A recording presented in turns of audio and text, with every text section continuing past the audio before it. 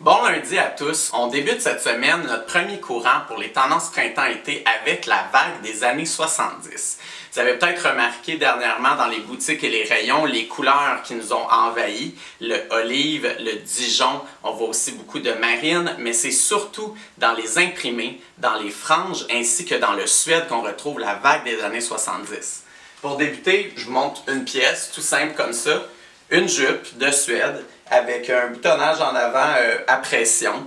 C'est une jupe très fun. Vous allez en voir du suède sur des bottillons, des sacs à main, sur plusieurs articles. Donc à ne pas négliger pour la tendance 70.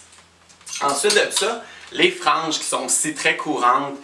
Ici, on le voit sur cette écharpe-là avec les petits glands qui sont en bas. C'est intéressant, on voit ça dans des couleurs, l'imprimé aussi qui rappelle énormément la vague des années 70. On va le voir sur des sacs à main aussi, il va même avoir des appliqués de franges sur des bottes, sur beaucoup de choses à vrai dire. Même le fameux jacket avec franges en dessous des bras, vous allez le voir, donc imaginez.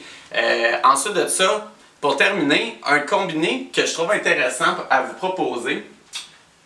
Un coordonné comme ça qui, dans le fond, est une combinaison aussi connue sous le nom de One Piece. Je l'ai mis avec un veston très structuré, plus intéressant aussi à marier. Le motif en dessous est géométrique. J'ai mis ça avec un collier nid d'abeille qu'on appelle. Puis ce que je trouve intéressant de ce combiné-là, c'est qu'on peut le porter au travail avec le veston ou sinon une pièce toute seule, manche courte l'été, c'est très le fun.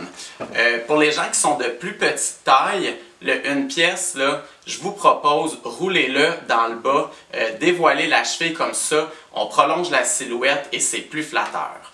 Donc voilà, notre première capsule pour la semaine, la vague des années 70. On se voit demain!